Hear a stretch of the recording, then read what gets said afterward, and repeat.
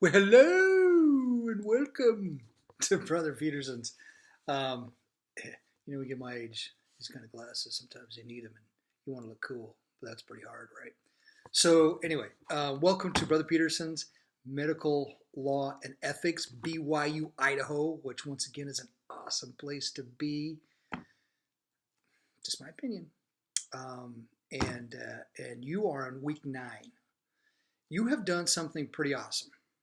Pretty awesome. You say, what have I done? Well, obviously you've done a lot of good work and you're on week 9, but you've made it to March. Do you remember in high school when all you wanted to do was make it to March? Because once you got to March, you knew it was all downhill because spring was coming, or at least was going to soon be there. All right. I know you guys in Rexburg just can't wait for spring to get there. I've been there. So the good news is you don't have to make it till June. You only have to make it till April. And you guys are doing great. I do want to say right at the very beginning, I really enjoyed your abortion debate posts. Um, I know you're saying, well, that was like a couple weeks ago, but I just got through grading them, and they were awesome. I want to tell you, you guys did a great job, and I'm very impressed. And I really like the interaction you guys are doing in the debates. It is so awesome to see you guys working back and forth because that's where the true learning occurs. Okay? The other thing I wanted to point out is that I'm going to start grading a little bit harder. It's not going to be significantly harder, but I am going to expect some real good discussions in the assignments that you're going to do. There's going to be 2 assignments, and of course, then you have the quiz. No debates this week. That's the plus. But I want to see some really good effort put in those discussions, which means you're going to need to read the text carefully because when you answer the assignments, both assignments, one's on some public health duties and one's on strictly vaccination, I want to see that you have read the chapter in the responses that you put in. Okay, so chapter 9. I like this chapter. I do. I like this chapter. And the reason I like it is because it kind of ties into kind of what the public expects of its healthcare system. Um, and what I mean by that is beyond just the personal healthcare or healthcare of a family member, there's also a societal aspect to healthcare. And that's where public health really comes in. There's other duties, responsibilities with regards to that. There's a responsibility, believe it or not, birth and death certificates are huge responsibility and very important.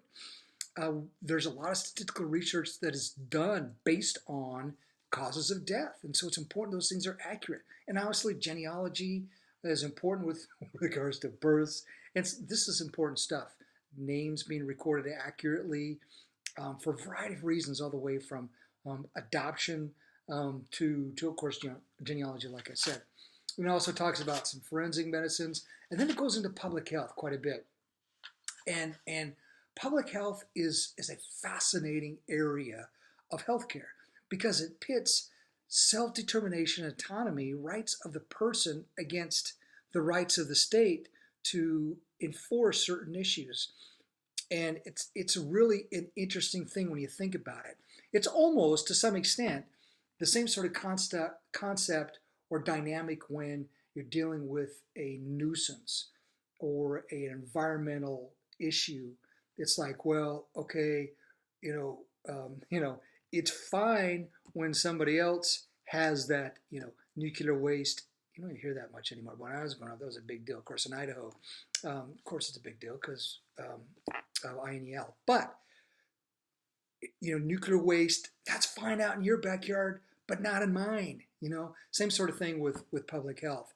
Don't restrict my freedom, but but when it comes to your freedom impacting me, I want your freedom restricted.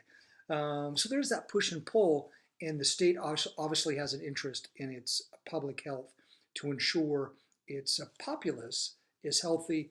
And nowadays, a pandemic could wipe out thousands in a day. And it's really scary stuff if you do some research. I used to work at the U.S. Northcom, and we used to do some planning for pandemics, back when you had the swine flu and bird flu and all this kind of stuff. It was scary stuff. And if you look back in U.S. history, there have been some flus that have really done some bad things, and don't even talk about the Black Plague and so forth. All right, so now got off track a little bit.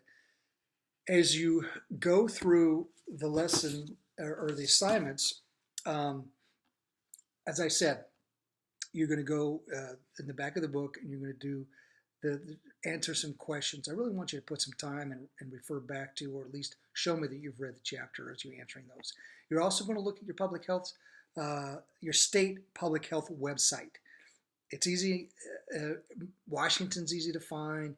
Idaho's easy to find. California shouldn't have any problems finding it. Shoot me an email if you have problems, and I can kind of help you out. And I got Maryland's in my post that show you kind of what I'm looking at. And then I want you to show me some of the programs and mandates that are going on in your state that you're in, because you might find it pretty fascinating to see how what's going on in your state with regard to some of the public health issues. All right. Now, as you go forward, I want you to keep a couple things in mind. I always have these couple things. First of all, you really need to be proud of yourself. This is a hard class, and this is a class that every one of you have done well in, and I'm very proud of you. Granted, some of the quizzes have been very tough, but I think you're hitting your stride, and I think you're doing well. Okay, so keep it up. Keep working hard. Don't get into the end of semester doldrum where you're just sliding by, because there are a couple of weeks up here you're going to be able to make up some massive points. I don't say massive, but I mean some good points. So keep up the extra effort, because I'm going to be grading a little bit harder, so you need to keep up that effort to make sure you maintain those good grades. The second thing I want you to think about as we talk about healers, we talk about healthcare healers, we talk about lawyers are healers, right? Okay, and of course, your bishop is a healer. The master healer, obviously, is the Savior, and I love this. I love the statue. He shows is holding the children there, because it represents His love and His love for you. You, as a child of God, is loved by your Savior and your Heavenly Father. Reach out to Him daily. Seek His Spirit, because it's going to help you in all of your relationships. Your relationship with your parents, with your spouse, with your family, with your children. Whatever situation you're in, it's going to help you. Okay? So keep Him in your life. You're awesome. Learning is awesome.